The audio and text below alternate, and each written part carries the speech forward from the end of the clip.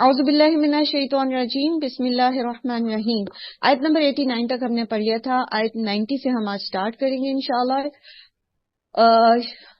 یا ایھا الذین آمنو، اے لوگوں جو ایمان لائے ہو۔ عبداللہ بن مسعود کہتے ہیں کہ جہاں پر یا ایھا الذین آمنو آتا ہے نا قرآن میں، فوراً چکنے ہو جاؤ، سب کچھ چھوڑ دیں، ایوری تھنگ۔ اللہ تعالیٰ مجھ سے بات کریں۔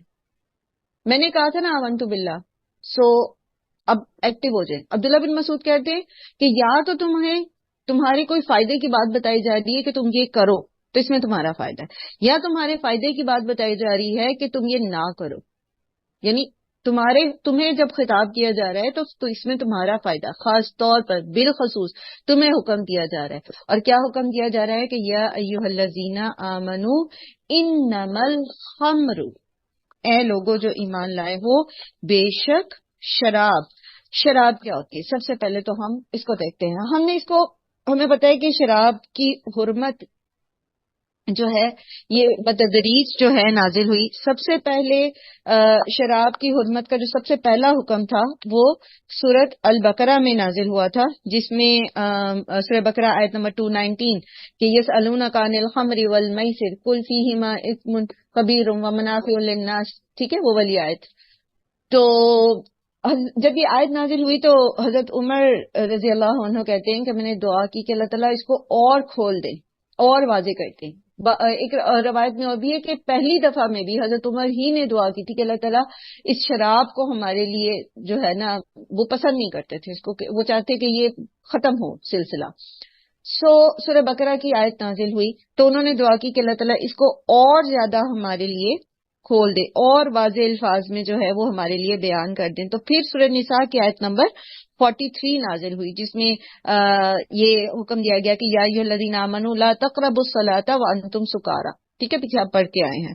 جب یہ آیت نازل ہوئی تو پھر حضرت عمر نے دعا کی کہ اللہ تعالیٰ اس کو ہمارے لیے اور واضح کر دیں اور کھول دیں، ٹھیک ہے۔ تو اس کے بعد پھر یہ والی آیت نازل ہوئی، یہ جو ابھی آپ پڑھ رہے ہیں کہ یا ایھا الذین آمنوا انما الخمر والمیسر والانصاب والازلام رجس من عمل الشیطان فاجتنبوہ لعلکم تفلحون، ٹھیک ہے۔ اور اس کے بعد ساتھ ہی انما یرید الشیطان ان یوقع بینکم العداوۃ والبغضاء فی الخمر والمیسر ویصدکم عن ذکر اللہ وعن الصلاۃ فہل انتم منتہون، ٹھیک ہے۔ تو کیا تم اس سے باز آتے ہو؟ تو جب یہ کہا گیا کہ کیا تم اس سے باز آتے ہو تو حضرت عمر جو ہیں انہوں نے فرمایا کہ انتہینا، ہم رک گئے ہم اس سے رک گئے، ہم اس سے باز آ گئے، ٹھیک ہے۔ تو یہ فائنل حکم تھا شراب کی حرمت کا۔ اب اس کے بارے میں تھوڑی سی اور قرآن و حدیث کی روشنی میں دیکھتے ہیں شراب کے بارے میں۔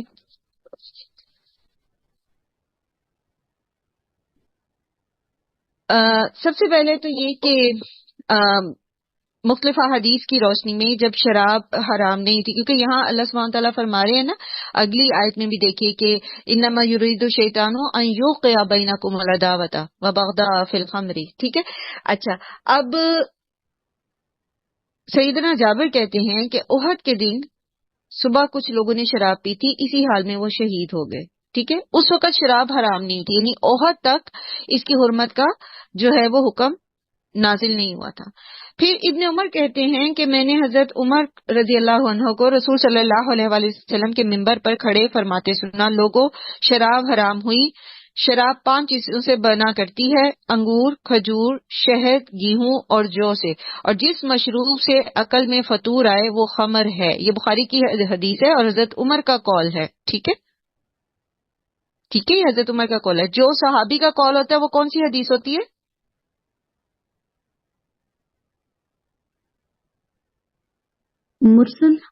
مرسل ہوتی ہے، ٹھیک ہے۔ اور جو نبی صلی اللہ علیہ وسلم کا قول ہوتی ہے وہ مرفوع، اور جو تابعی کا ہوتی ہے وہ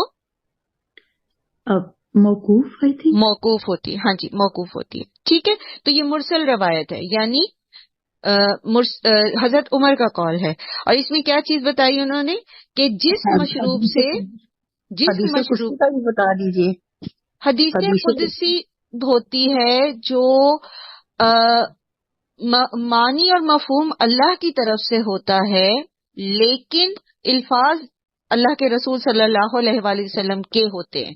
جیسے روایت ہے کہ اللہ کے رسول صلی اللہ علیہ وآلہ وسلم نے فرمایا کہ اللہ تعالیٰ یہ کہتے ہیں، ٹھیک ہے، اے ابن آدم تو خود کو میری عبادت کے لیے فارغ کر لے. ٹھیک ہے، تو یہ کیا ہے؟ حدیث قدسی. مفہوم اللہ کی طرف سے اللہ نے نبی صلی اللہ علیہ وسلم کو بتایا، ٹھیک ہے، اور پھر اللہ کے رسول صلی اللہ علیہ وآلہ وسلم نے اپنے الفاظ میں اس کو بیان کیا.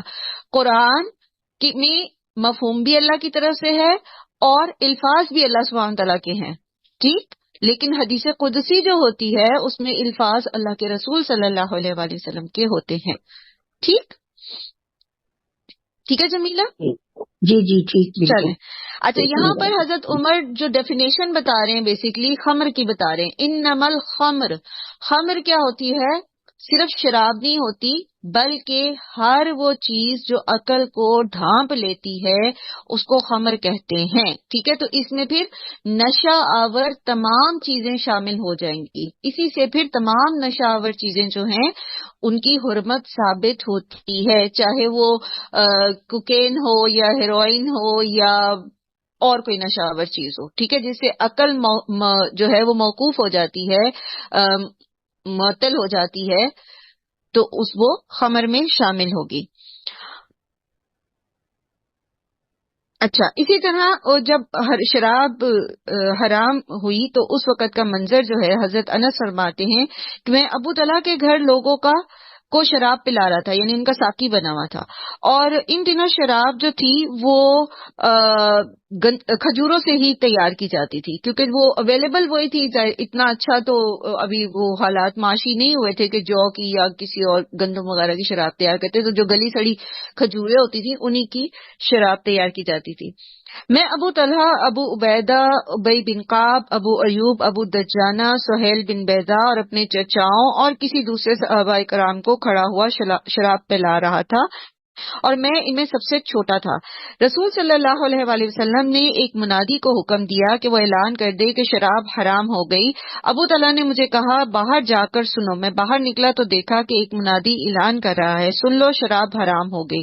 اتنے میں ایک آدمی آیا اور اس نے پوچھا کیا تمہیں کوئی خبر پہنچی ہے؟ وہ کہنے لگے کیسی خبر؟ اس نے کہا شراب حرام ہو گئی ہے. ابو طلحہ نے مجھے کہا باہر جا کر مٹکا توڑ دو اور شراب بہا دو. میں باہر نکلا اور سل کے ایک بٹے کو اٹھا کر مٹکے کے پینڈے میں مارا، مٹکا ٹوٹ گیا اور شراب بہہ گئی. اس دن مدینہ کے گلی کوچوں میں شراب بہہ رہی تھی. اس شخص سے یہ خبر سننے کے بعد لوگوں نے نہ اس کی تصدیق کی اور نہ ہی پھر کبھی شراب پی. اور یہ بھی آتا ہے کہ بعض جو صحابہ جن کے منہ میں تھا گھونٹ، انہوں نے اس کو نگلا نہیں بلکہ انہوں نے اس کو تھوک دیا. ٹھیک ہے، آپ صلی اللہ علیہ وآلہ وسلم سے پوچھا گیا کیا شراب کو بطور دوا استعمال کیا جا سکتا ہے؟ تو نبی صلی اللہ علیہ وآلہ وسلم نے فرمایا شراب تو خود بیماری ہے، اس سے کیا شفا حاصل ہوگی. اسی طرح حضرت عثمان بن عفان کا قول ہے یہ کہ شراب جو ہے وہ تمام، اے لوگو تم شراب سے بچو. سمجھ لو کہ شراب اور ایمان ایک جگہ جمع نہیں ہو سکتے، ایک کا آنا اور دوسرے کا جانا ہے. یعنی شراب پی کر انسان اپنا ایمان جو ہے وہ ضائع کر بیٹھتا ہے، ایسے اعمال کر بیٹھتا ہے جس سے اس کا ایمان ضائع ہو جاتا ہے. شراب پینا کفر نہیں ہے، لیکن شراب کو کیا کہا گیا ہے؟ ام الخبائث، یعنی یہ تمام برائیوں کی ماں ہے. اس ضمن میں حضرت عثمان بن عفان نے ایک شخص کا واقعہ بیان کیا. کہتے ہیں کہ ایک زمانے میں لوگوں میں ایک ولی اللہ رہا کرتا تھا جو بڑا ہی عبادت گزار تھا اور تارک دنیا تھا. بستی سے الگ تھلگ ایک عبادت خانے میں اللہ کی عبادت کرتا رہتا تھا. ایک بدکار عورت اس کے پیچھے پڑ گئی. اس نے اپنی لونڈی کو بھیج کر اسے اپنے ہاں ایک گواہی دینے کے بہانے بلایا. جب یہ وہاں چلے گئے، لونڈی اپنے گھر میں انہیں لے گئی. جس دروازے سے یہ گزرتے جاتے وہ پیچھے سے اسے لاک کرتی جاتی، یعنی لونڈی نے ایک مقررہ کمرے تک ان کو پہنچانا تھا، ان کے پیچھے سارے راستے بند کر دیے. جب یہ کمرے میں پہنچے تو دیکھا کہ وہ عورت بیٹھی ہے اور اس کے پاس ایک بچہ ہے اور ایک شراب کا جام جو ہے وہ لبالب بھرا رکھا ہے. اس عورت نے اس سے کہا کہ سنیں، میں آپ کو کسی گواہی کے لیے میں نے آپ کو نہیں بلوایا، بلکہ اس لیے بلوایا کہ یا تو آپ میرے ساتھ بدکاری کریں، یا اس بچے کو قتل کر دیں، یا شراب کو پی لیں۔ درویش نے بہت سوچ کر ان تینوں کاموں میں سے سب سے ہلکا کام جو ہے وہ کیا اور شراب پی لی، ساری پی گیا۔ پھر اس نے کہا کہ اور لاؤ اور لاؤ، یعنی خوب اس نے شراب پی لی۔ جب شراب میں کے نشے میں مدہوش ہو گیا تو اس نے عورت کے ساتھ زنا بھی کیا اور اس لڑکے کو بھی قتل کر بیٹھا۔ یہ بہیقی کی روایت ہے اور حضرت عثمان بن عفان کا قول ہے، ٹھیک ہے۔ یعنی انہوں نے ایک پچھلے زمانے کے کسی شخص کا قصہ بیان کرتے ہوئے اس کو بتایا کہ شراب جو ہے، شراب اور ایمان ایک جگہ اکٹھے نہیں ہو سکتے، ٹھیک ہے۔ تو کیونکہ جب انسان شراب پیتا ہے تو نشے کی حالت میں وہ پھر محرمات کا ارتکاب کرنے سے بھی نہیں رکتا، حرام کاریوں میں جو ہے وہ اس میں زیادہ انوالو ہو جاتا ہے اور اس کا ایمان جانے کا خطرہ ہوتا ہے۔ اچھا، پھر آپ صلی اللہ علیہ وآلہ وسلم نے فرمایا کہ جس چیز کی کثیر مقدار حرام ہو اس کی قلیل مقدار بھی حرام ہوتی ہے، ٹھیک ہے۔ حضرت عائشہ رضی اللہ عنہا فرماتی ہیں کہ آپ صلی اللہ علیہ وآلہ وسلم نے فرمایا ہر نشہ آور چیز جو ہے وہ حرام ہے۔ آپ صلی اللہ علیہ وآلہ وسلم سے پوچھا گیا کہ کیا ہم شراب کا سرکہ بنا کر اس سے استعمال کر سکتے ہیں؟ فرمایا نہیں۔ ابن عباس فرماتے ہیں کہ قبیلہ ربیعہ کا ایک وفد مدینہ آیا تو آپ نے ان لوگوں کو حکم دیا کہ فلاں فلاں برتن، یعنی ایسے برتنوں کا نام لیا آپ نے جس میں اس زمانے میں شراب بنائی جاتی تھی، کسی دوسرے استعمال میں نہ لائے جائیں اور انہیں توڑ دیا جائے اور ان میں نبیذ بھی نہ بنائی جائے، یعنی ان برتنوں کو بھی استعمال نہ کیا جائے بلکہ ان کو توڑ دیا جائے۔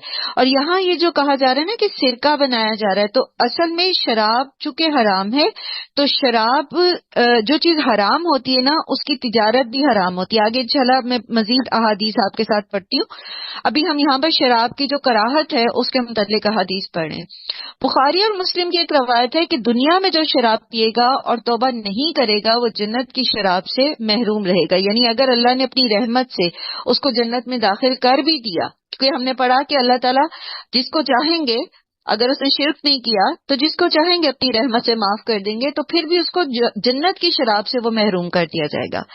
پھر اسی طرح ایک اور حدیث میں ہے کہ جس شخص نے نشے کی وجہ سے ایک وقت کی نماز چھوڑ دی وہ ایسا ہے جیسے کسی سے روئے زمین کی سلطنت چھن گئی، یعنی نشہ کیا اس نے اور اس کی نماز چھٹ گئی تو اتنا بڑا نقصان ہے، گویا پوری زمین کی سلطنت اس کو دے دی گئی جو اس سے چھن گئی۔ اور جس شخص نے 4 بار نماز نشے میں چھوڑی اللہ تعالیٰ اسے تین الخبال پلائے گا۔ لوگوں نے پوچھا تینت الخبال کیا ہوتا ہے؟ تو آپ نے فرمایا جہنمیوں کا پیپ اور لہو اور پیشاب وغیرہ، یعنی جہنمیوں کے جو ان کے زخموں سے پیپ نکلے گی وہ ان کو جو شرابی ہوں گے دنیا میں ان کو پلائی جائے گی۔ اس سے یہ پتہ چلا کہ جس دور میں نماز یعنی جو دوسرا حکم تھا حرمت کا، یہ غالباً حدیث اس دور کی ہے، یعنی لوگوں کو اس بات پر مزید وہ کرنے کے لیے چکنا کرنے کے لیے کہ ایسے اوقات میں بالکل نماز شراب نہ پی جائے یا نشہ نہ، کوئی بھی نشاور چیز نہ لی جائے جب نماز کے اوقات ہو۔ اور 5 وقت نماز آپ دیکھیں کہ کتنا وقت لگتا ہے نشہ اترنے میں اور پھر نماز کا وقت ہونے میں، تو جب اسی لیے نا چونکہ یہ بہت زیادہ محبوب تھی ان کے لیے، عربوں کے لیے، تو گریجولی پھر اس کی حرمت کے احکامات آئے، آہستہ آہستہ اس میں ٹرین کیا گیا۔ مسند احمد میں ہے کہ جو شخص شراب پیے 40 دن تک اللہ تعالیٰ کی ناراضگی اس پر رہتی ہے، اگر وہ اسی حالت میں مر گیا تو وہ کافر مرے گا، یعنی اللہ تعالیٰ اس سے ناراض ہی رہیں گے۔ اور بھی بہت ساری حدیث ہیں، جیسے نبی صلی اللہ علیہ وآلہ وسلم نے فرمایا کہ میری امت میں ایسے لوگ پیدا ہوں گے جو زنا، ریشم، شراب اور آلات موسیقی کے کوئی دوسرے نام رکھ کر انہیں جائز قرار دے لیں گے۔ انا للہ و انا الیہ راجعون۔ آپ دیکھتے ہیں کہ آج کل یہی کچھ ہو رہا ہے، مختلف قسم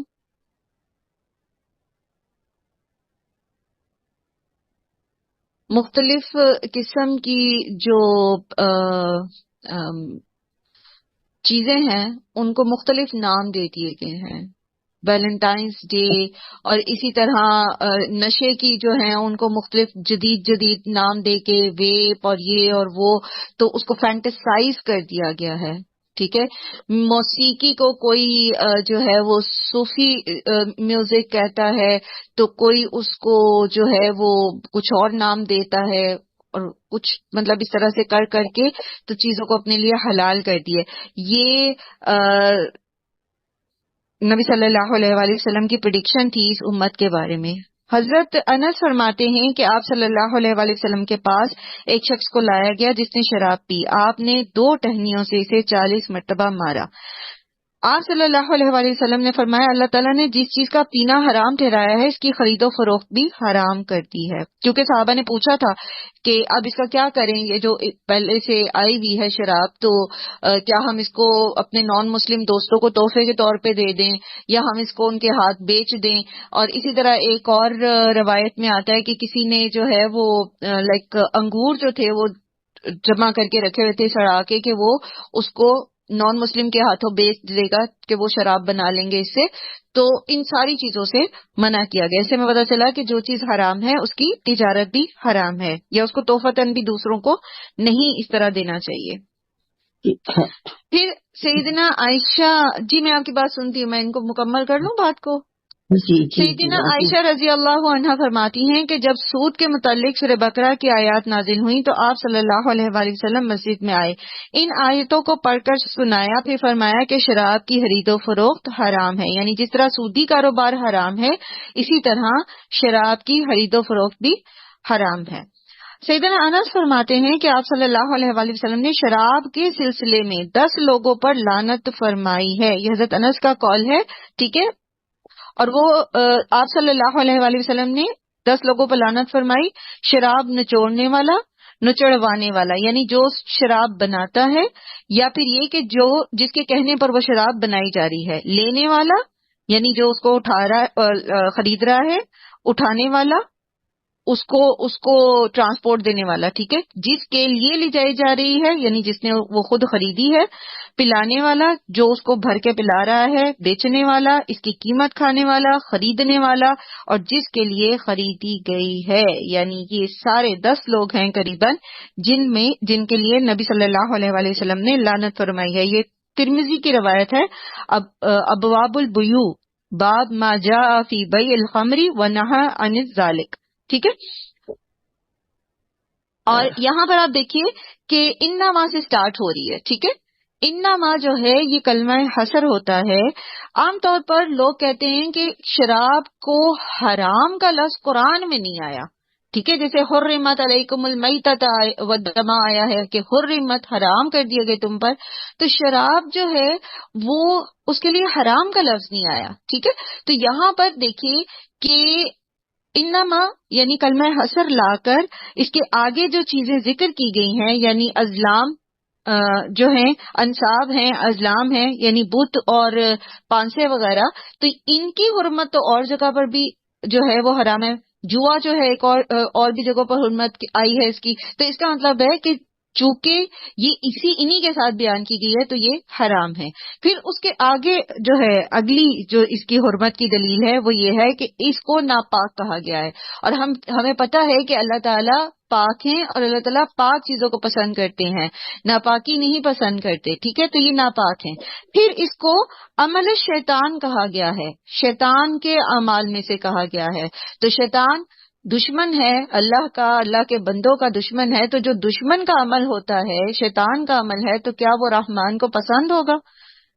پھر اللہ تعالیٰ فرما رہے ہیں فَاجْتَنِبُوهُ لَعَلَّكُمْ تُفْلِحُونَ، بس بچو اس سے تاکہ تم فلاح پاؤ. گویا کامیابی اس سے بچنے میں ہے، اجتناب کرنے میں ہے. اور پھر اس کی آگے ریزنز بھی بتائی گئی ہیں کہ انما یرید الشیطان ان یوقع بینکم العداوۃ والبغضاء فی الخمر والمیسر. ٹھیک ہے. یعنی یہ شیطان کا عمل ہے اور شیطان اس کے ذریعے تمہارے بیچ میں دشمنیاں ڈلوانا چاہتا ہے، بغض شراب اور جوئے کے ذریعے.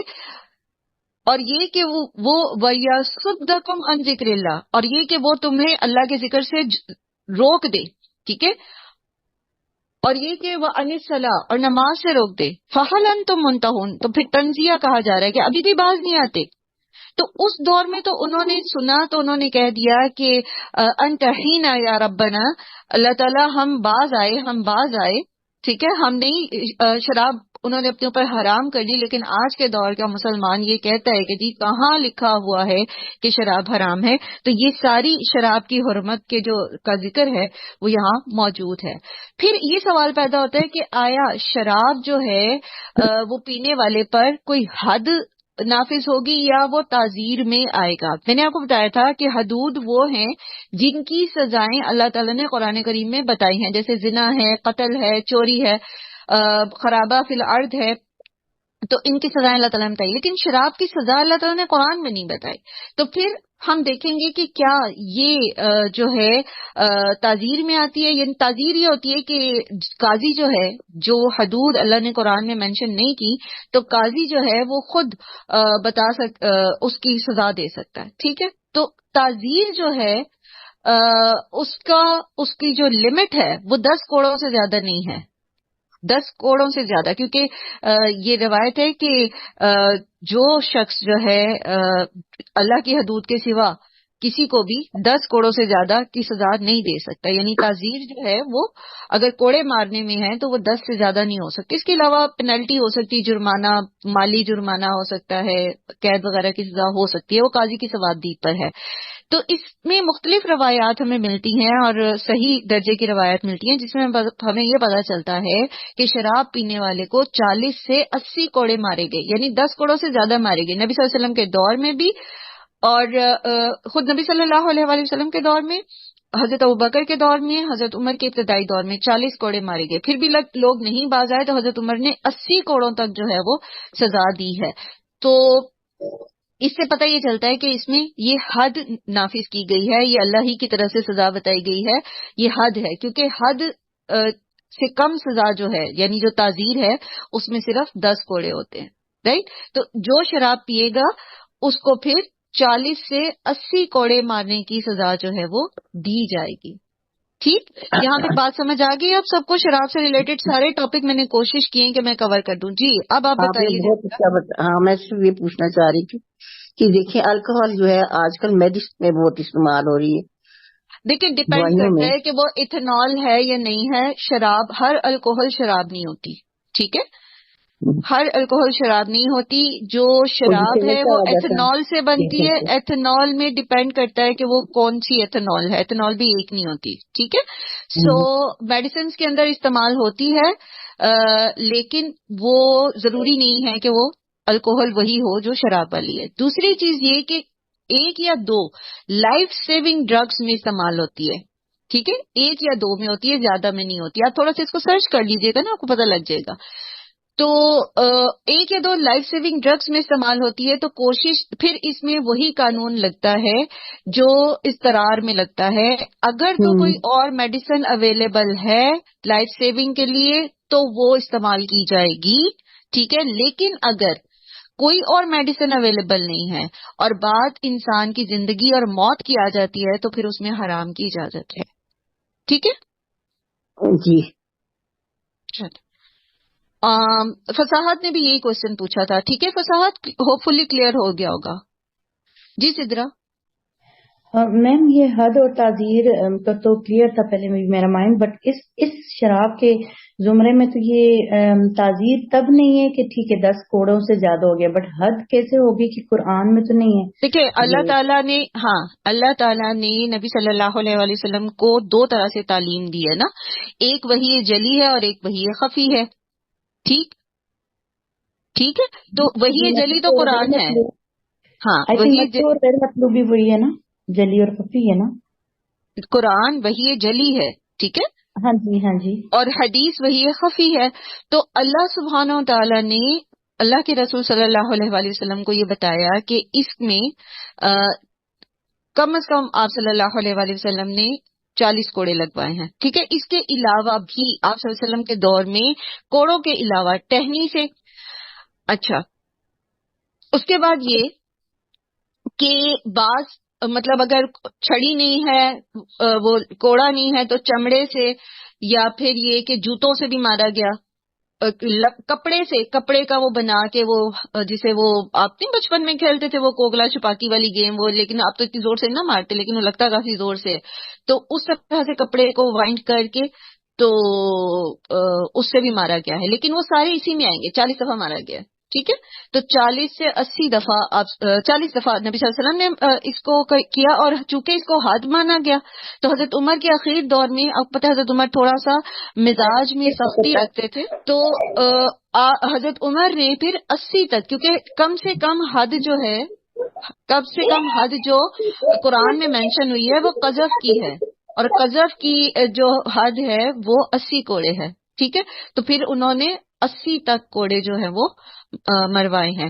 حضرت علی کو ایک مرتبہ حضرت عمر نے کہا کہ کسی کو لایا گیا ان کے پاس حضرت عمر کے دور میں شراب کے پینے کے جرم میں، تو حضرت عمر نے حضرت علی سے کہا کہ آپ اس کو کوڑے ماریں، تو حضرت علی نے حضرت حسن سے کہا، لیکن حضرت حسن نے آگے سے، وہ چونکہ ان کے بچے تھے اور اتنی عمر کے بھی نہیں تھے، انہوں نے کسی اور کو آگے کہہ دیا، تو پھر حضرت علی نے جو ہے وہ حضرت غالباً عبداللہ بن جعفر سے کہا کہ تم اس کو کوڑے لگاؤ، تو حضرت عبداللہ بن جعفر نے کوڑے لگانے شروع کیے، تو 40 جب انہوں نے لگائے تو حضرت علی نے روک دیا اور کہا کہ ٹھہر جاؤ، اور کہا کہ نبی صلی اللہ علیہ وآلہ وسلم نے 40 کوڑے جو ہیں وہ لگوائے تھے۔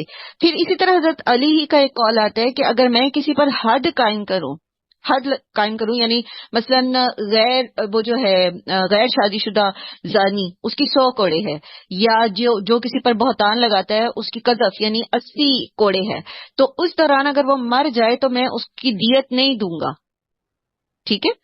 لیکن اگر شراب کی حرمت میں کسی کو کوڑے لگائے جا رہے ہیں شراب کی حد میں، تو اگر وہ مر گیا تو میں اس کی دیت دوں گا، کیونکہ نبی صلی اللہ علیہ وآلہ وسلم نے اس کے بارے میں بیان نہیں فرمایا، ٹھیک؟ تو اس کا مطلب یہ کہ 40 کوڑوں سے مرتا کوئی بھی نہیں ہے، 40 سے جو ہے وہ اس کی حد مقرر کی گئی ہے۔ حضرت عمر نے تعزیری طور پر اس کو فیصلہ لیتے ہوئے حد مانتے ہوئے، اس کو تعزیر نہیں حد مانتے ہوئے اس کو 80 کوڑوں تک لگوائے ہیں، ٹھیک ہے؟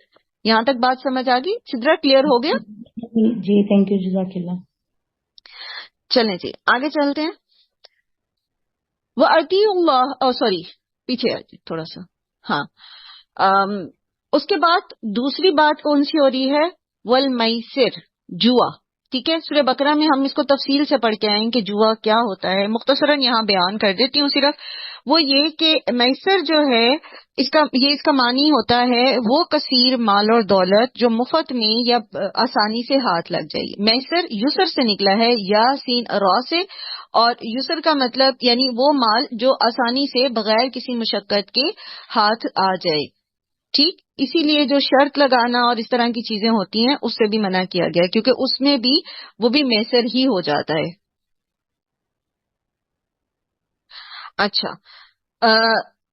اس کو جوا بھی کہتے ہیں، ٹھیک ہے؟ اردو میں قمار بازی بھی کہتے ہیں، اور جوئے کی جو عام معروف قسم ہے جو شرعن اور قانوناً حرام ہے، مطلب یہ جو عام قسم ہے جس میں جواری جو ہے وہ اپنی کوئی چیز شرط کے طور پر رکھتا ہے، اور اس میں طریقہ یہ ہوتا ہے کہ سب لوگ رکھتے ہیں پیسے یا کوئی چیز، اور جو جیتتا ہے سارا کا سارا مال اس کو مل جاتا ہے۔ تو یہ تو عام طور پر آپ دیکھیں کہ یہ ناپسندیدہ ہے، جواری جو ہے کسی بھی معاشرے میں معزز نہیں سمجھا جاتا، الا یہ کہ جن معاشروں نے اپنی فطرت ہی جو ہے اس کو مسخ کر دیا ہے، تو ایسے معاشروں میں آپ کو ملیں گے کسینوز بھی، اور کسینوز ایز اے بزنس چلاتے ہوئے، اور وہاں پر بڑے معزز سو کالڈ لوگ جو ہیں وہ اس میں حصہ لیتے بھی، لیکن عام جو فطرت کے مطابق معاشرے ہیں ان میں کہیں پر بھی جو جواری ہوتا ہے اس کو معزز فرد نہیں سمجھا جاتا۔ اور آپ یہ دیکھیں کہ مختلف قسم کی شکلیں آ گئی ہیں معاشرے میں ہمارے جو ہیں تو جوا ہی، لیکن یہ کہ ان میں قباحت نہیں سمجھی جاتی، اور بعض کو تو پھر جیسے ہم نے سورہ بقرہ میں تفصیل سے پڑھا تھا کہ حکومت کی سرپرستی بھی حاصل ہوتی ہے، مثلا لاٹری ٹکٹس وغیرہ جیسے ہوتے ہیں، ٹھیک ہے، ریفل ٹکٹ ہو گیا، انعامی بانڈ ہو گیا، ریس کے مقابلے ہو گئے، ریس کورس جس کو آپ کہتے ہیں، اور پھر بیمہ کی کچھ شکلیں بھی اس میں آتی ہیں.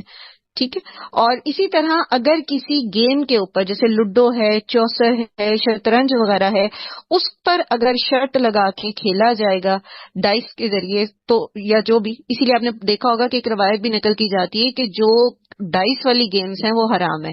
تو ڈائس پر اصل میں وہ جوا لگاتے تھے. ٹھیک ہے، تو ہر وہ گیم بھی جس کے اوپر اس طرح سے لوگ جو ہیں وہ شرط لگاتے ہیں، وہ ساری جوئے ہی کی اقسام ہیں.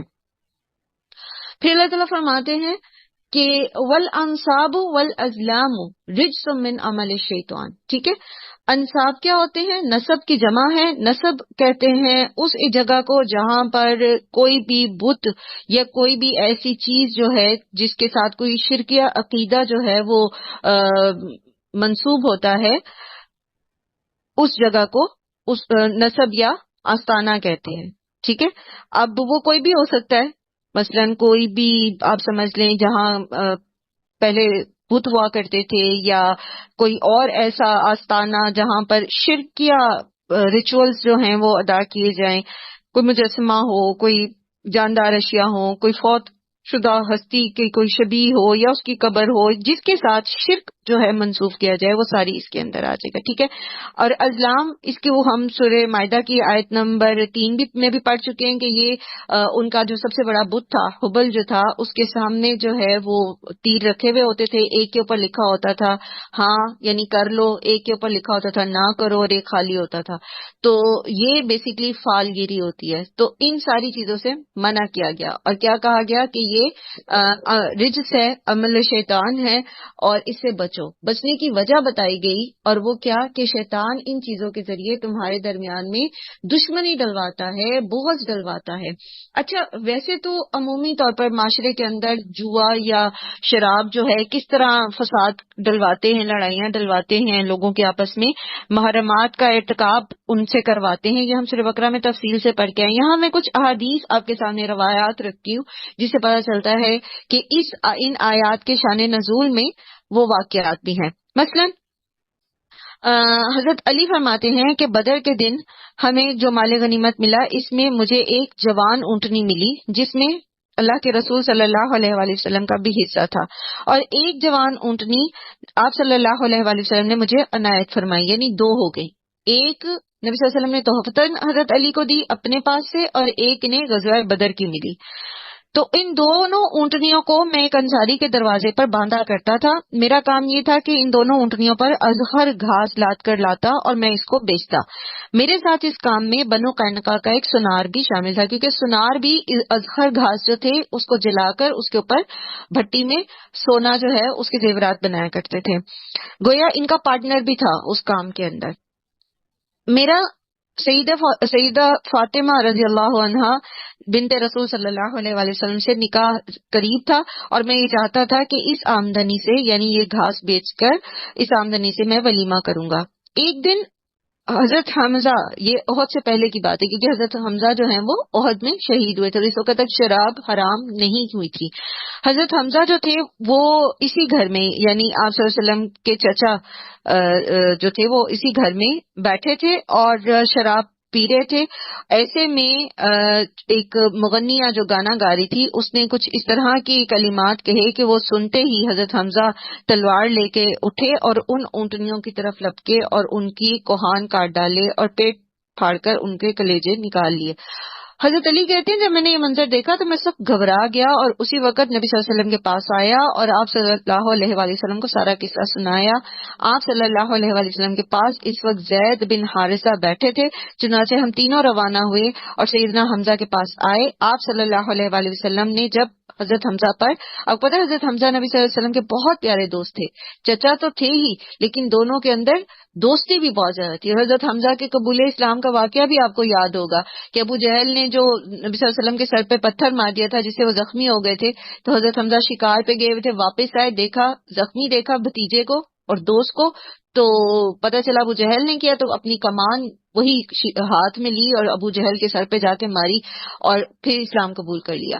تو بہت زیادہ دوستی تھی ان کی. لیکن اس وقت جب انہوں نے شراب پی رکھی تھی، جب نبی صلی اللہ علیہ وآلہ وسلم ان کے پاس آئے تو حضرت حمزہ نے آنکھ اٹھائی اور کہا کہ تم ہو کیا؟ تم لوگ میرے باپ دادا کے غلام ہی تو ہو. تو یہ صورتحال دے کر نبی صلی اللہ علیہ وسلم واپس لوٹ آئے. اس وقت ابھی شراب حرام نہیں ہوئی تھی. یہ بخاری کی روایت ہے، کتاب المساقات، باب بیع الحطب والقلاع. ٹھیک ہے، تو اس سے پتہ چلتا ہے جیسے یہاں اللہ تعالیٰ بتا رہے ہیں کہ یرید الشیطان ان یوقع بینکم العداوۃ والبغضاء. اب حضرت علی کی ٹوٹل پراپرٹی حضرت حمزہ نے شراب کے نشے میں ضائع کر دی. ٹھیک ہے، تو ایسے میں پھر دلوں میں محبتیں تو پیدا نہیں نہ ہوتی. لیکن یہ تو ان کا عمل تھا صحابہ کرام کا کہ وہ سمجھ گئے اس بات کو کہ یہ تو شیطان نے ان سے کروایا، شیطان ہی کی وجہ سے یہ ہوا، وہ نشے کی وجہ سے. اسی لیے حضرت عمر بار بار دعا کیا کرتے تھے کہ یہ پورا کلیئرلی بس یہ حرام ہو جائے، یہ ختم ہو یہاں سے بیچ میں سے. اسی طرح ایک اور روایت ہمیں ملتی ہے، سعد بن ابی وقاص کہتے ہیں کہ میں مہاجرین اور انصار کی ایک مجلس میں گیا. وہ کہنے لگے آؤ تمہیں کھلائیں اور شراب پلائیں. اور یہ شراب کے حرام ہونے سے پہلے کا واقعہ ہے. چنانچہ میں ان کے ہاں ایک باغ میں گیا. کیا دیکھتا ہوں کہ ان کے پاس ایک اونٹ کی بھنی ہوئی سری اور شراب کا ایک مشکیزہ رکھا ہوا ہے. میں نے بھی ان کے ساتھ کھایا اور پیا. پھر میں نے ان میں سے مہاجرین اور انصار کا ذکر کیا اور کہا کہ مہاجرین انصار سے اچھے ہیں. یہ سن کر ایک آدمی نے سری کا ایک جبڑا اٹھایا اور مجھے مارا، جس سے میری ناک کو چیر کر رکھ دیا اور میری ناک زخمی ہو گئی. میں نبی صلی اللہ علیہ وسلم کے پاس آیا اور انہیں یہ بات بتائی تو اس پر اللہ عز و جل نے یہ آیات نازل کی.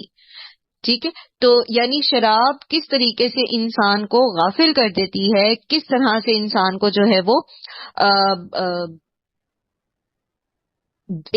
اتنے پیار رکھنے والے، اتنا خلوص رکھنے والے. یہ انصار کون تھے؟ یہ انصار وہ تھے جنہوں نے اپنا گھر بار سب کچھ مہاجرین کے حوالے کر دیا تھا، آدھا آدھا. یاد ہے نا آپ سب کو مواخات مدینہ آپ سب نے بچپن سے پڑھ رکھا ہے. لیکن شراب پی کے مت ماری جاتی ہے انسان کی، اور وہ ایک دوسرے کو اس نشے میں ایسے حرکات، ایسے کلمات بولتا ہے، ایسے عمل کرتا ہے جس سے آپس میں دشمنیاں پیدا ہو جاتی ہیں. اور یہ معاشرے کے عام دیکھے ہوئے اور عام جسے کہتے ہیں نا مطالعے کی چیزیں ہیں. یہ کوئی ایسی چیز نہیں جس سے انسان جو ہے وہ انسان پر چھپا رہے. لیکن اس سے ایک جو جسے کہتے ہیں نا ابہام پیدا ہوتا ہے ذہن میں کہ کیا پھر اتنی شراب پی جا سکتی ہے جس سے انسان کی مت نہ ماری جائے، اس کو نشہ نہ ہو؟ تو اس کے لیے وہ حدیث ہے جس میں آپ صلی اللہ علیہ وآلہ وسلم نے فرمایا جس چیز کی کثیر مقدار حرام ہے اس کی قلیل مقدار بھی حرام ہے. ٹھیک ہے، تو جب شراب اتنی مقدار میں پی جاتی ہے کہ نشہ ہو جائے، یعنی کثیر مقدار حرام ہے، تو پھر اس کی قلیل مقدار بھی حرام ہے، وہ ٹوٹلی حرام ہے. آپ یہ نہیں کہہ سکتے کہ میں تو اتنی ہی پیتا ہوں جس سے مجھے نشہ نہیں ہوتا اور میں کوئی ایسا کام، ایسی بات یا ایسا فعل نہیں کرتا، تو یہ ٹوٹلی حرام ہے. اسی کے ساتھ آپ دیکھیں کہ آگے جوئے کا ذکر آیا ہے. جوا جو ہے یہ بعض اوقات شراب سے زیادہ خطرناک اس لیے ثابت ہوتا ہے کیونکہ شراب جو ہے اگر اکیلے میں انسان نے پیا ہے اور اس کا اثر زائل ہو گیا ہے تو اس کی اپنی باڈی پر یا جو بھی اثرات ہوں گے یا اس کا اپنا ایمان جو خراب ہوگا وہ تو ہوگا ہی. لیکن جوئے میں ہمیشہ دوسرے لوگ انوالو ہوتے ہیں، یعنی جوا کھیلا ہی 2 سے 4 لوگوں کے بیچ میں جاتا ہے یا زیادہ لوگوں کے بیچ میں، تو لازماً ایک کو اگر فائدہ ہوگا تو باقی سب کو اس میں نقصان ہوگا. اور ہم نے ایسی چیزیں دیکھی سنی پڑی ہیں کہ جوئے میں جب مال ختم ہو جاتا ہے، گھر کی چیزیں ختم ہو جاتی ہیں، تو جواری اپنے رشتے، اپنی بہنیں اور بیٹیاں اور بیویاں تک جو ہیں وہ جوئے میں ہار جاتے ہیں. ایسی شرائط پر کہ وہ پھر ایک 60 سال کے مرد سے جو ہے وہ 10 سال کی اپنی لڑکی جو ہے وہ اس کے حوالے کر دیتا ہے. اس حد تک بھیانک چیز ہے یہ، اس حد تک بری ہے. اس لیے اس کو کلیتاً جو ہے وہ ختم کر دیا گیا. اور پھر انصاب اور ازلام، اس کے بارے میں ہم پہلے ہی پڑھ چکے ہیں. اور پھر اللہ تعالیٰ نے ازلام اور انصاب کے ساتھ ان دونوں کو ذکر کر کے بتا دیا کہ اس سے بچو، فاجتنبوہ لعلکم تفلحون. تو اگر تم فلاح چاہتے ہو، اگر تم الٹیمیٹ کامیابی چاہتے ہو، تو پھر تمہیں اپنے اندر سے ان چیزوں کو جو ہے وہ چھوڑنا پڑے گا، نکالنا پڑے گا. اور پھر فہل انتم منتہون، کیا پھر تم باز نہیں آؤ گے؟ اتنا کچھ سن پڑھ لے کر بھی کیا تم باز نہیں آؤ گے؟ وَأَطِيعُوا اللَّهَ وَأَطِيعُوا الرَّسُولَ فَاحْذَرُوا. ٹھیک ہے، اطاعت کرو اللہ کی اور اطاعت کرو اللہ کے رسول کی. اور یہاں پر اللہ کا ذکر کیا گیا اطاعت کے لیے، اور پھر رسول صلی اللہ علیہ وآلہ وسلم کا ذکر جو ہے وہ دوبارہ الگ سے کیا گیا. تو اس کا مقصد اس چیز کو بتانا ہے کہ بعض اوقات ایسا ہے کہ اللہ سبحانہ و تعالیٰ نے، جیسے ابھی ہم نے پڑھا نا اس سزا کے معاملے میں کہ حد کے معاملے میں کچھ حدود تو اللہ تعالیٰ نے بیان کر دی قرآن میں، لیکن کچھ چیزیں بیان نہیں کی. تو اس طرح سے نبی صلی اللہ علیہ وآلہ وسلم کو سکھائی، آپ صلی اللہ علیہ وآلہ وسلم نے ہمیں سکھائی. تو ویسے تو اللہ کی اطاعت میں رسول صلی اللہ علیہ وآلہ وسلم کی اطاعت ہے، رسول صلی اللہ علیہ وآلہ وسلم کی اطاعت میں اللہ کی اطاعت ہے. پیچھے بھی ہم پڑھ کے آئے، ٹھیک ہے، کہ من اطاعنی فقد اطاع اللہ ومن عصانی فقد عصى اللہ. جس نے میری اطاعت کی تو اس نے اللہ کی اطاعت کی، اور جس نے میری نافرمانی کی اس نے اللہ کی نافرمانی کی. یہ پیچھے ہم نے پڑھا نا.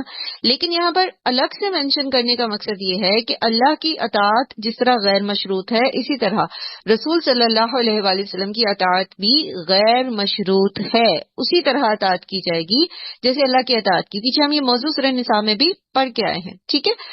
واحذروا، اور ڈرو، یعنی اللہ جس طرح اللہ کی نافرمانی کرنے سے انسان کو ڈرنا چاہیے، اسی طرح اللہ کے رسول صلی اللہ علیہ وآلہ وسلم کی نافرمانی کرنے سے بھی بندے کو لفظ ہے، یہ لفظ جو ہے پھر انصاب جو ہے یہ پھر بولا جانے لگا ہر اس چیز کے لیے یا ہر اس مقام کے لیے جس میں کسی قسم کی کوئی شرکیہ رسم کی جاتی ہو. ٹھیک ہے، یعنی عقیدہ عوام میں جو مختلف غیر اللہ کے لیے جو ہے کوئی تقدس کا درجہ حاصل کر لیا ہو، کوئی شرک اس کے ساتھ منسوب کر دیا گیا ہو، تو ایسی ہر جگہ کو پھر نسب یا انصاب کہا جائے گا. ٹھیک ہے، اب اس میں آپ دیکھ لیں کوئی بت ہو یا کوئی قبر مزار وغیرہ ہو، ہر قبر کو نسب یا انصاب میں ساری قبریں نہیں آئیں گی، بلکہ صرف وہ مقام آئیں گے جہاں پر لوگ شرکیہ ان صاحب قبر کے ساتھ کچھ شرکیہ عقیدے منسوب کیے ہوئے ہوں.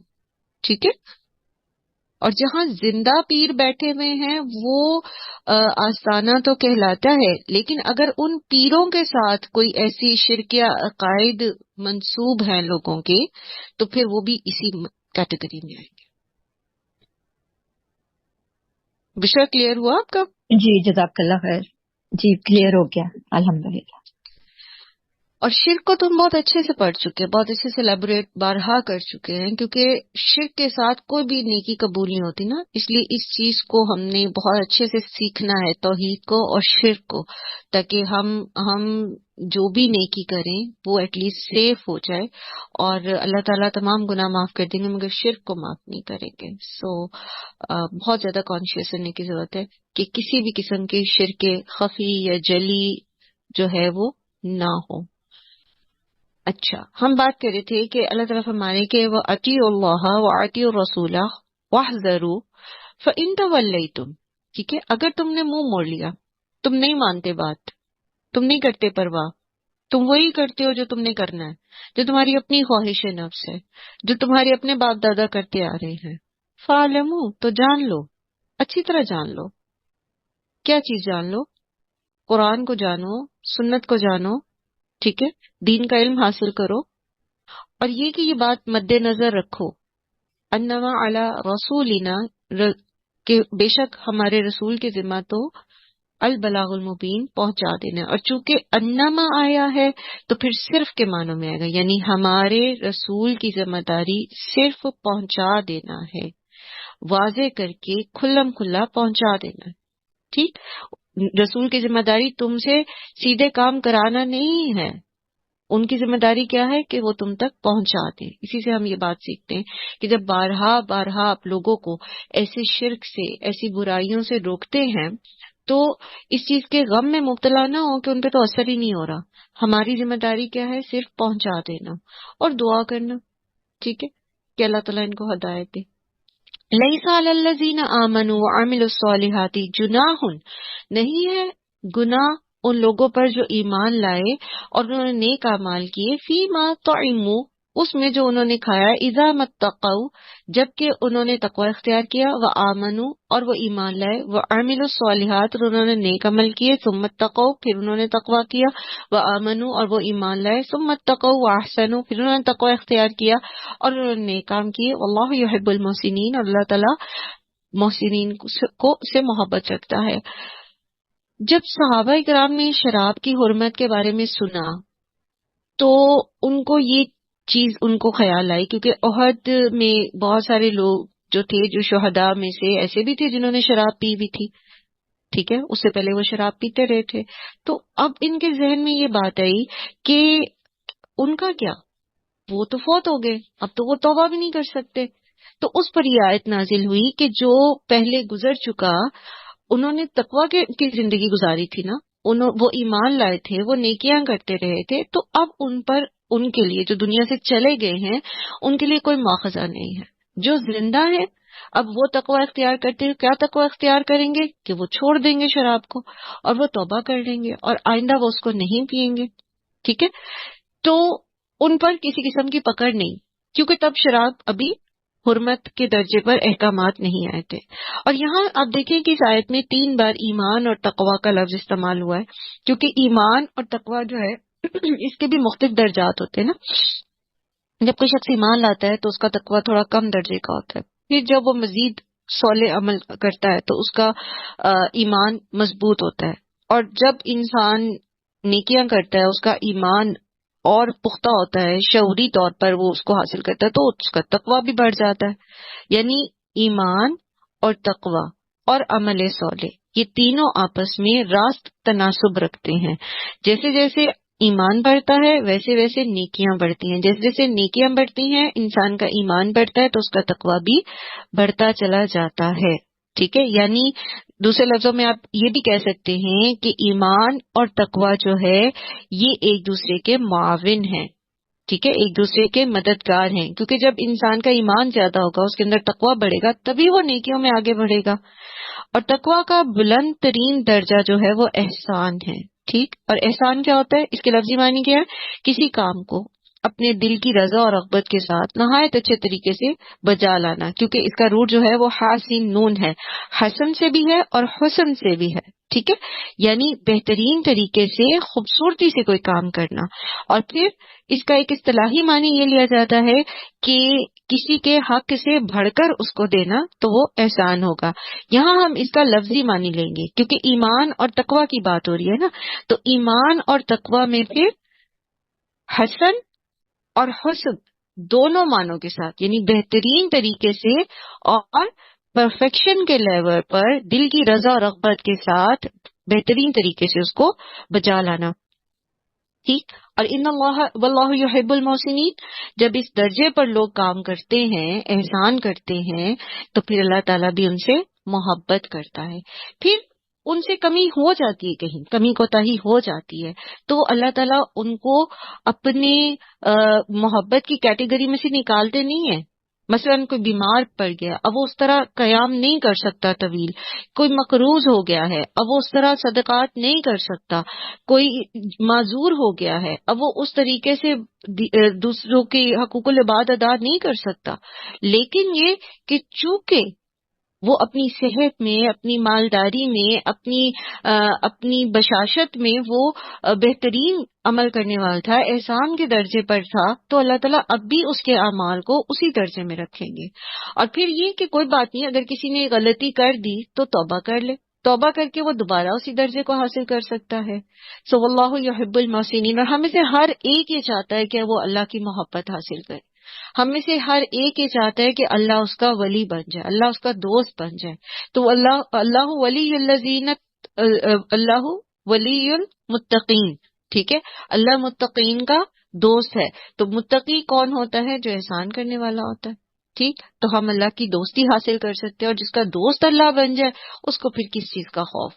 یا ایھا الذین آمنوا لیبلونکم اللہ بشیء من الصید تنالوہ ایدیکم ورماحکم، اے لوگوں جو ایمان لائے ہو، تمہیں ضرور اللہ تعالیٰ آزمائے گا ایک چیز کے ساتھ، شکار میں سے پا لیں گے اسے ہاتھ تمہارے اور تمہارے نیزے۔ یہ ہے صلح حدیبیہ کے موقع کی بات.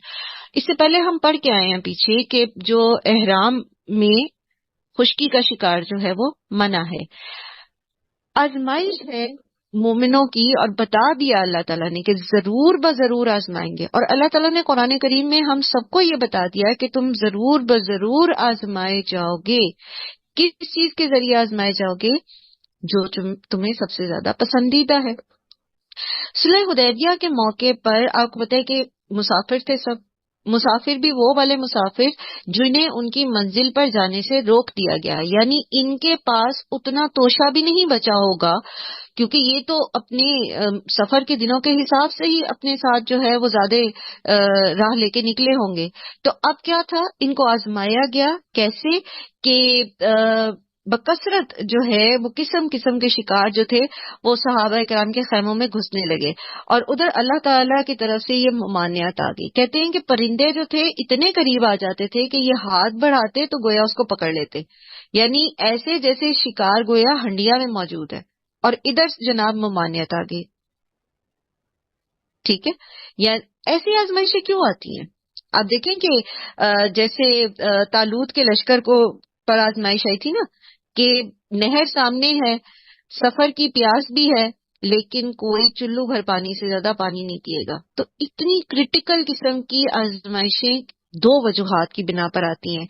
ایک تو یہ کہ یہ ایمان کی جانچ کرنے کے لیے کہ کس کا ایمان اتنا اسٹرانگ ہے کہ وہ اگلا بڑا کام کرنے کے قابل ہے. ایک لشکر میں بہت سارے لوگ نکلتے ہیں، لیکن ہر ایک اس قابل نہیں ہوتا کہ وہ ایکسل کر جائے.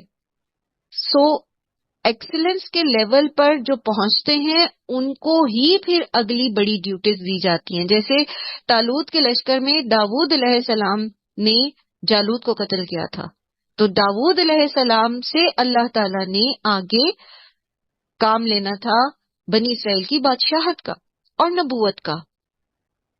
اس لیے آپ دیکھیں کہ وہ اس لشکر میں شامل تھے، طالوت کے لشکر میں. پھر وہ ہر آزمائش پہ پورا اترتے اترتے جو ہے پاس کر گئے سارے پیپر، اور پھر اللہ تعالیٰ نے ان کو وہ بڑی جو ہے وہ ذمہ داری دی. یہاں صحابہ کرام کے اوپر یہ آزمائش آ رہی تھی کیونکہ آگے مکہ فتح ہونا تھا.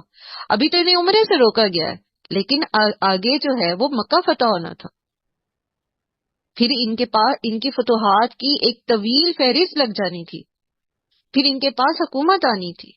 تو جس کے پاس مال آ جائے، اقتدار آ جائے، اس کو اس قابل ہونا چاہیے کہ جب اس کو روکا جائے کسی چیز سے اللہ کی طرف سے تو وہ رکنے والا ہو. سو ایک تو اس کی ریزن یہ ہے کہ یہ اس چیز کا چناؤ کرنا کہ اگلی جو بڑی ذمہ داری ہے اس کو کرنے کے کون قابل ہے. دوسرا یہ کہ اس میں ایک خاص ٹریننگ ہے، اور ٹریننگ کیا ہے کہ بی فوکسڈ، جس کام کو کرنے کے لیے آئے ہو اس کام کے اوپر رہو، نہ کہ ادھر ادھر کے کھیل تماشوں میں وقت ضائع کرو، اور نہ ہی اپنی سوچ کو اس میں پراگندہ کرو، ضائع کرو. یہ کیا کرنے نکلے تھے؟ عمرہ، احرام پہنے ہوئے تھے نا انہوں نے.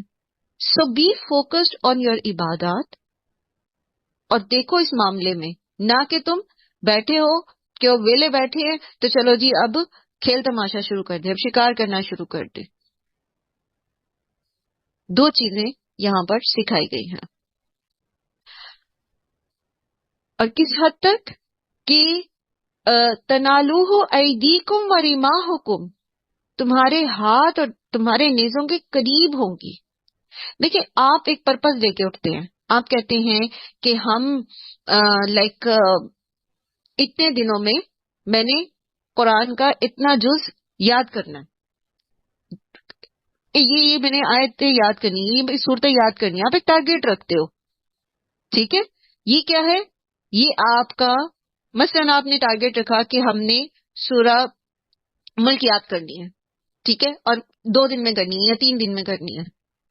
آپ کے ہاتھ کے پاس آپ کے ٹی وی کا ریموٹ پڑا ہوا ہے، آپ کے ہاتھ کے پاس آپ کا موبائل پڑا ہوا ہے، سوشل میڈیا آپ کے ایک ٹچ پہ آپ کے قریب ہی پڑا ہے. اب کیا کرنا ہے؟ Be focused. ان چیزوں کو جو آپ کے ہاتھ کے پاس پڑی ہیں ان کی طرف نہیں جانا، ورنہ کیا ہوگا؟ آپ کا وقت بھی ضائع ہوگا، آپ کی سوچ بھی پراگندہ ہوگی، آپ اپنے مقصد سے دور ہو جائیں گے. اور پھر یہ کہ اگر آپ اس آزمائش کو فلفل کر لیتے ہو اور آپ سورہ ملک اپنے ٹارگٹ کے مطابق یاد کر لیتے ہو، تو اس کا مطلب یہ ہے کہ اب آپ آگے سورہ قلم بھی یاد کر سکتے ہو، آپ اس کے آگے سورہ حقہ بھی یاد کر سکتے ہو. یعنی آپ اب اور بڑا گول اچیو کرنے کے قابل ہو گئے ہو. اور جب آپ ایک دفعہ سروائیو کر جاتے ہو ٹیمپٹیشن کو، تو آپ اپنے اندر اس حوصلے کو پاتے ہو کہ اوکے میں نیکسٹ ٹائم بھی اس کو کر سکتا ہوں. تو یہ زندگی کے ہر مقصد کے ساتھ ہے. آپ نے کوئی ڈگری کرنی ہے، آپ نے کوئی اور نیکی کا کام کرنا ہے، کسی بھی لیول پر، کسی بھی دائرہ کار میں، تو be aware for these things کہ یہ آپ کے ہاتھوں کے پاس آئیں گی. آپ کو اچکنے کے لیے شیطان ایسے ایسے طریقے لے کر آئے گا کہ آپ کو آپ کے سیدھے رستے سے، آپ کے گول سے ہٹا دے. آج میجورٹی ہمارے بچوں کی کیوں نہیں فوکس ہو کے پڑھ پاتے، کیوں نہیں وہ سارے کام کر پاتے جو آپ ان کو سمجھاتے ہو؟ کیونکہ زیادہ تر ان کا وقت جو ہے یہ جو ہاتھ کے قریب ہی شکار ہے نا، ان کے جو خواہش نفس کے پھندے ہیں یہ بہت قریب ہیں ان کے. 24/7 ان کے ہاتھ میں ڈیوائسز ہے اور نیٹ اویلیبل ہے، تو وہ بچا نہیں پاتے اپنے آپ کو. وہ کیا بڑے نہیں بچا پاتے. اللہ تعالیٰ ہم سب پر رحم کرے. ٹھیک ہے. لِيَعْلَمَ اللَّهُ مَن يَخَافُهُ بِالْغَيْبِ. ٹھیک ہے. یہ آزمائش کیوں آتی ہے؟ تاکہ اللہ تعالیٰ جان لے کہ کون ڈرتا ہے اس سے غائبانہ طور پر، کون اس کے احکامات کی پابندی کرتا ہے. تو جب یہ پتہ چل جاتا ہے کہ کون اس کے احکامات کی پابندی کر سکتا ہے، تبھی اس کو پھر آگے کی بڑے ٹارگٹس بھی ملتے ہیں اور بڑے درجات بھی ملتے ہیں. فَمَنِ اعْتَدَىٰ بَعْدَ ذَلِكَ فَلَهُ عَذَابٌ أَلِيمٌ. اور جو کوئی زیادتی کرے گا اس کے بعد تو اس کے لیے دردناک عذاب ہے. جو نہیں سنے گا، نہیں مانے گا، تو اس کے لیے دردناک عذاب ہے. یا ایھا الذین آمنوا لا تقتلوا الصید وانتم حرم. اے لوگو جو ایمان لائے ہو، نہ تم مارو شکار کو جبکہ تم احرام میں ہو. اور احرام میں نبی صلی اللہ علیہ وآلہ وسلم نے 5 قسم کے جانوروں کو اس سے مستثنا قرار دیا ہے، جس میں حرم، حتیٰ کہ حرم میں بھی قتل کیے جائیں گے، یعنی حرم اور غیر حرم میں. کوا، چیل، بچھو، چوہا اور کاٹنے والا کتا. اور انہی کو سامنے رکھتے ہوئے پھر علماء نے اس میں جیسے کالا کتا ہے تو کالا کتا جو ہے اس کی حرمت کیوں، اس کو قتل کرنے کی اجازت کیوں ہے؟ کیونکہ وہ حملہ کرتا ہے. ٹھیک ہے. جب وہ حملہ کرتا ہے تو اس کا مطلب ہے کہ پھر وہ کتا جو ہے وہ درندوں میں کا حکم میں آتا ہے. تو پھر اس سے بھیڑیا اور شیر وغیرہ، کیونکہ وہ تو کتے سے بھی زیادہ ضرر پہنچا سکتے ہیں نا، تو ان کی بھی یعنی درندوں کو بھی قتل کرنے کی اجازت دی گئی ہے. پھر اسی طرح سے جو ہے وہ اس کے اندر کافی ساری ڈسکرپشن ہے، لیکن یہ کہ جو ان کے بیچ میں آتے ہیں نا، شامل ہوتے ہیں ان کیٹیگریز میں، یعنی جو نقصان پہنچانے والے ہیں. بعض نے کہا کہ کیا سانپ بھی اس میں شامل ہے، تو فرمایا گیا کہ ہاں سانپ بھی اس میں شامل ہے. یعنی سانپ اگر آپ کو ڈستا ہے، یا اس کا طریقہ یہ بتایا گیا کیونکہ جو گھریلو سانپ ہوتے ہیں نا، ان کے بارے میں یہ ہوتا ہے کہ جیسے ہم نے بتایا تھا نا کہ جنوں کی ایک نسل کو سانپ میں بدلا گیا ہے، تو ہو سکتا ہے وہ کوئی جن ہو. تو نبی صلی اللہ علیہ وسلم کے ایک فرمان کے مطابق پہلے اس کو کہا جائے گا کہ اگر تم جن ہو تو یہاں سے چلے جاؤ. ٹھیک ہے. اگر وہ نہیں جاتا تو پھر اس کو مارنے میں کوئی حرج نہیں ہے. یعنی بلا وجہ تو آپ اللہ کی کسی مخلوق کو نہیں مارتے. اگر یہ آپ کو پتا ہے کہ سانپ ہے اور گھر میں موجود ہے اور ڈس سکتا ہے تو پھر اس کو قتل کیا جا سکتا ہے، اور احرام میں بھی اس کو قتل کیا جا سکتا ہے. ومن قتلہ منکم متعمدا. اور پھر یہاں پر پھر شکار سے مراد کون سے شکار ہو گئے؟ یعنی وہ جو ایڈیبل ہے، جیسے بھیڑ ہو گئی، ہرن ہو گیا، اس طرح کے اونٹ وغیرہ یا کوئی اور جو ایڈیبل ہوتے ہیں. پرندے یا خشکی کے شکار، یعنی پرندے اور دوسرے دونوں چوپائے دونوں نہیں آ جائیں گے اس میں. اور جو کوئی جان بوجھ کر قتل کرے گا فجزاء مثل ما قتل من النعام. تو اس کا بدلہ ہے اسی کی طرح سے چوپایوں میں سے. یحکم بہ ذوی عدل منکم.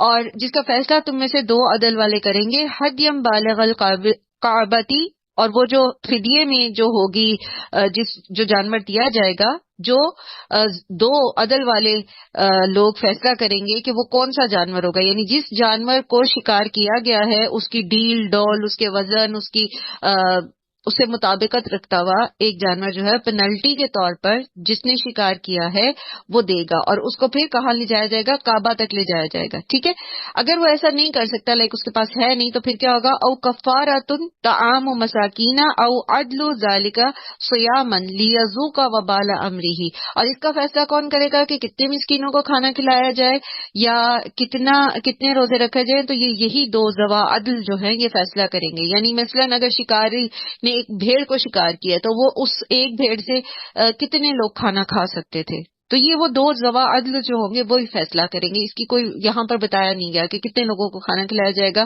یا کتنے روزے اس کے لیے رکھے جائیں گے. اور یہ کیوں ہے؟ لیذوق وبال امری، تاکہ وہ چکھے وبال اپنے کام کا. یعنی ایک چیز سے روکا گیا تھا پھر بھی اس نے وہ کام کیا تو اس پر اس چیز کی پینلٹی ہے. اچھا، جو شکار کرتا ہے یا جس کے لیے وہ احرام میں ہے اور اس کے لیے کوئی اور شکار کرے تو وہ دونوں ہی شکار نہیں کھا سکتا.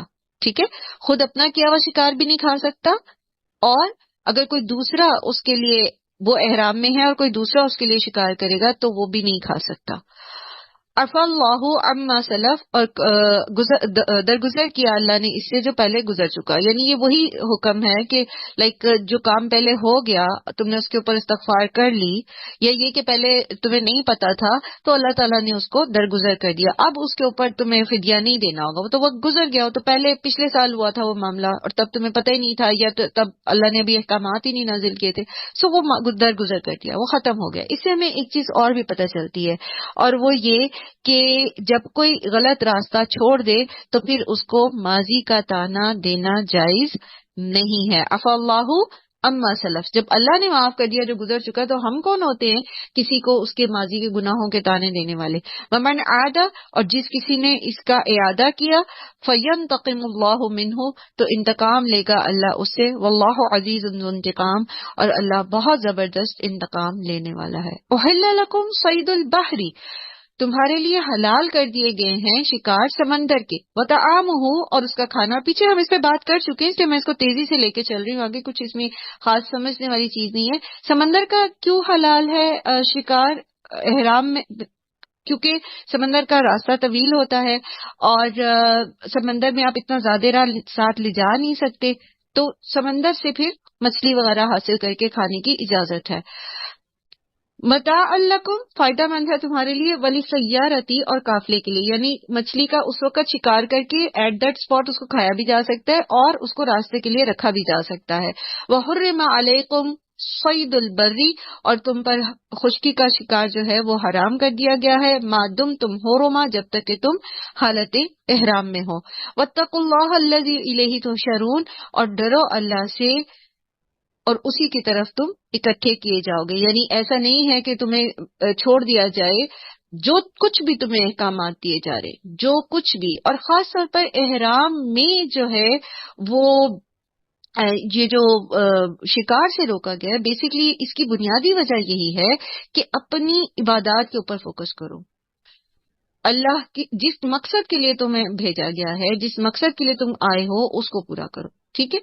جعل اللہ الکعبۃ البیت الحرام قیاما للناس والشہر الحرام والحدی والقلائد، اللہ تعالیٰ نے کعبہ کو حرمت والا گھر بنایا ہے، لوگوں کے قیام کا ذریعہ بنایا ہے، اور ماہ حرام کو اور قربانی کو اور پٹے والے جانوروں کو. یعنی یہ تمام چیزیں، قربانی کے جانور، وہ جانور جو ہدی کہتے ہیں جو کعبہ تک جائے گی قربانی، ٹھیک ہے، اور القلائد کہتے ہیں وہ جانور جن کو مخصوص کر لیا جاتا ہے، یا آپ اپنے گھر میں بیٹھے ہیں ابھی، ٹھیک ہے، لیکن آپ نے آئندہ قربانی کے لیے اس جانور کو مخصوص کر دیا کہ اس کو میں عید الاضحیٰ پہ قربان کروں گا اللہ کی راہ میں، تو اس کو آپ گلے میں کچھ پہنا دیتے ہیں یا اس کو نامینیٹ کر دیتے ہیں، تو وہ بھی اس میں شامل ہو جائے گا. تو یہ گویا ساری چیزیں جو ہیں یہ حرمت والی ہیں، یعنی ان کا احترام ہے. ذالک لتعلموا ان اللہ یعلم ما فی السماوات وما فی الارض، یہ اس لیے تاکہ تم جان لو بے شک اللہ وہ جانتا ہے جو کچھ آسمانوں میں ہے اور جو کچھ زمین میں ہے.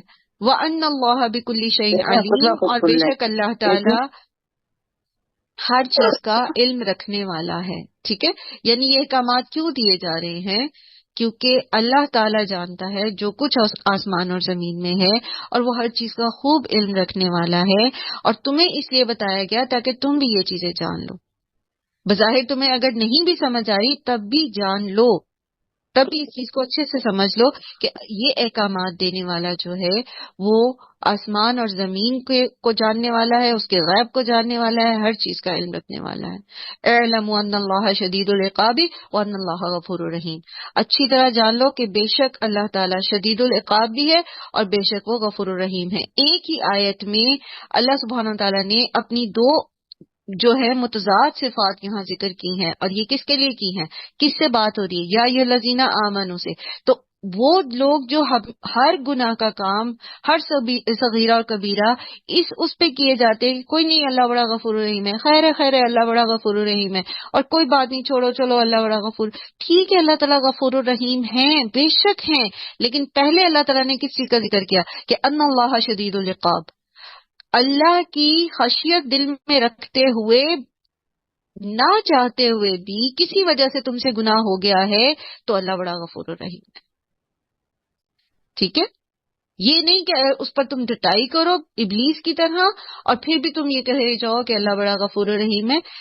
اللہ تعالیٰ بخشنے والا ہے، وہ رحم کرنے والا ہے، جس پر چاہے کرے جیسے چاہے کرے. لیکن یہ ہمیں اللہ تعالیٰ ہی بتا رہے ہیں کہ اے علمو، اچھی طرح اس چیز کو جان لو، اس چیز کی معرفت حاصل کر لو کہ اگر تم اللہ کی بات نہیں مانتے، اگر تم اللہ کی نافرمانی کرتے ہو، اگر تم اللہ کے رسول کی بات نہیں مانتے تو ان اللہ شدید العقاب، اللہ تعالیٰ شدید سزا دینے والا ہے. تو اللہ نے سزا کا ذکر پہلے کیا، حالانکہ اللہ کا غضب پر، اللہ کی رحمت جو ہے وہ اللہ کے غضب کے اوپر حاوی ہے، لیکن اللہ نے یہاں پر غضب کا ذکر پہلے کیا ہے تاکہ ہم اللہ تعالیٰ کی رحمت کی صفت میں حدیں توڑنے والے نہ بن جائیں. ما علی الرسول الا البلاغ واللہ یعلم ما تبدون وما تکتمون. سب کچھ جو ہے اللہ کے رسول صلی اللہ علیہ وآلہ وسلم نے تمہیں بتا دیا، اللہ کی صفات بتا دی، اور ان پر صرف پہنچا دینا ہی ہے. باقی معاملہ تمہارا اور اللہ کا ہے.